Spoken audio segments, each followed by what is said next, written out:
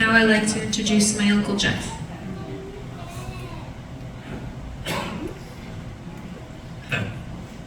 First off, I want to thank my niece and my mom for putting all this together for everybody, and thank all of you for coming.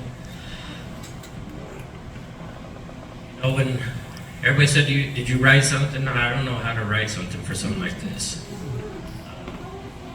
Honestly, I've never really been that good at writing things down. Because every time I go to speak, whatever I wrote comes out differently anyway, so I just don't write. Cutting it down.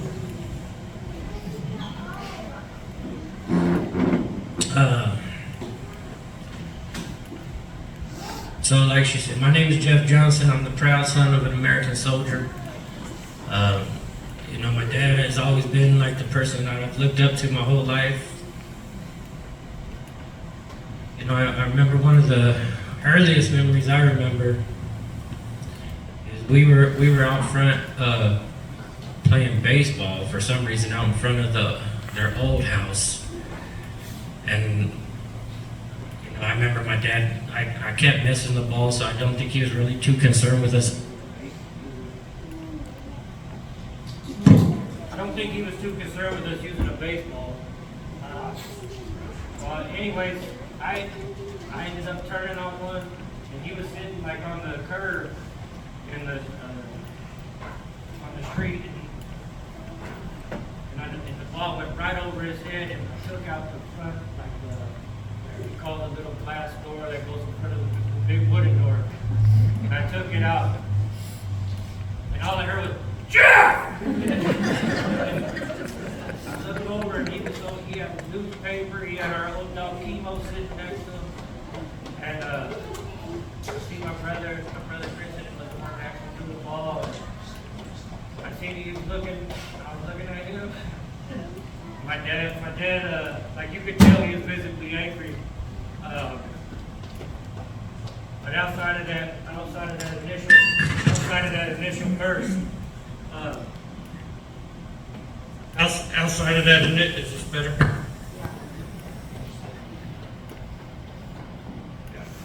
Outside, can you guys hear me good? Okay, yeah. Outside of that initial burst of that anger,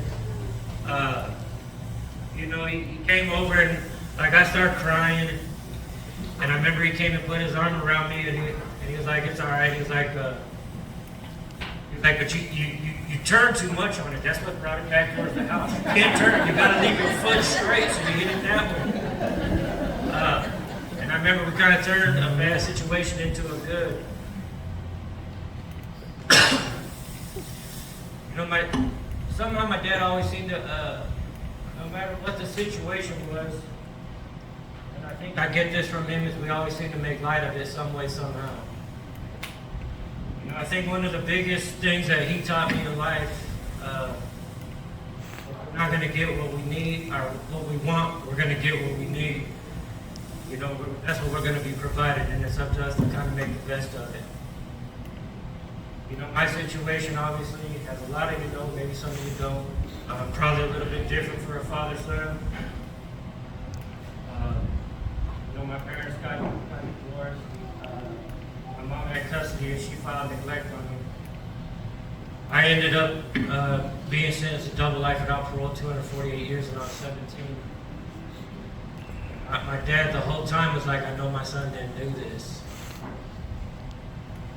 You know, but the whole time I was in there, it was always my dad and my grandma Pearl, no matter what. Like they always had some kind of words of encouragement coming through my way. They were always standing by me. I remember at one time, you know, before kind of all the evidence came out that I didn't actually do it and I was released, but one time I was like super depressed. I was ready to kill myself, and my grandma was like, "What's wrong with you?" I was like, "Grandma, I'm gonna die in prison for a murder I didn't even commit." And she said, "You know, everybody got a life sentence, we just do it in different places." You know, and the guard actually seen kind of where I was mentally, and and she let me call my dad afterwards. You know, and he always had something to say, like some kind of encouragement. You know, and I remember taking kind of what he had said to me that day, and I came up with another motto where I just put, you know, the sun's always shining even on the cloudiest of days. You know, sitting in that cell for 24 and a half years, knowing that I'm going to die in there, definitely had its moments. My dad always kept saying, you know, I'm going to get you out. You'll come home. You know, and I made some, obviously I made some really poor choices in there. I had gone to drugs, and I'd done several things that he could have turned his back on me, but he never did. You know, his loyalty, his love for me was always unwavering. As I seen it for my whole family.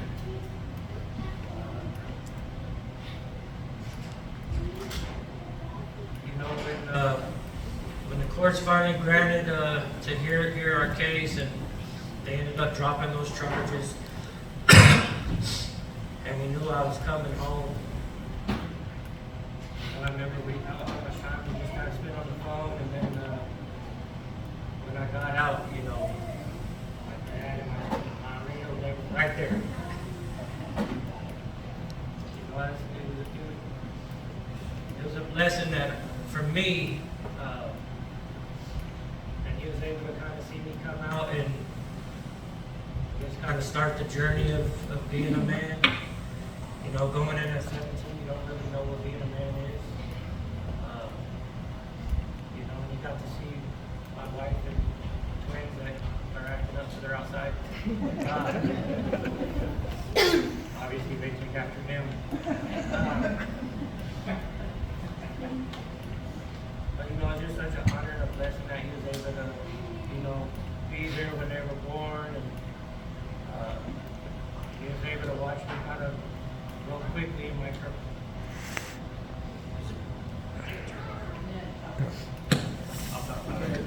He was able to beat her as, you know, I progressed through our company and became one of our regional managers. You know, and I was always willing to give advice on sales. When he came out, he was like, look, I'm going to be out there if you want me to talk to the sales floor. You know, and it was just so awesome because he was always in his element, and he was able to kind of be able to help speak and talk to people and encourage them. But one of the things that I always liked the best was he wasn't encouraging you to be like him, he was encouraging you to be your best version of you. And I think at the end of the day, like that's all of us really want to be, is our best versions of ourselves. And I don't know, man. I'm just honored and proud that I was able to like be a part of his life and be able to call him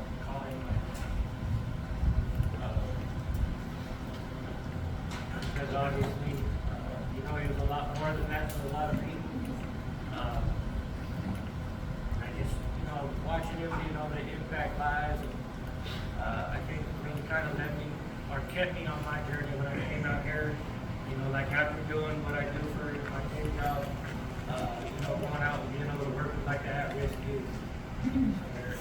That gave more of a purpose and meaning to my life, to where I kind of feel that, you know, it's kind of living a part of his, if that makes sense.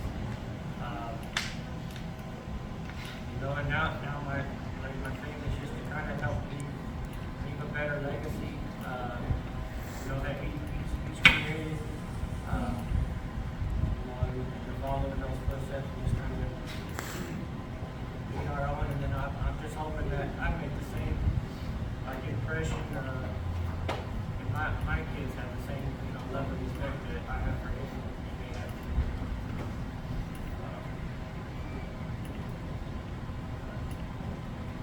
Yeah, I don't know.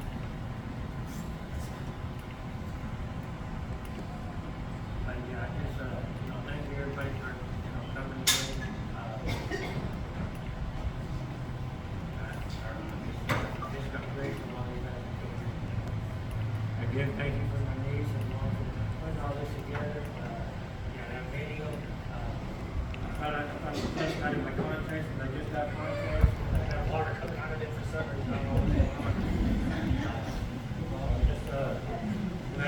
got the dust figured out when you were little.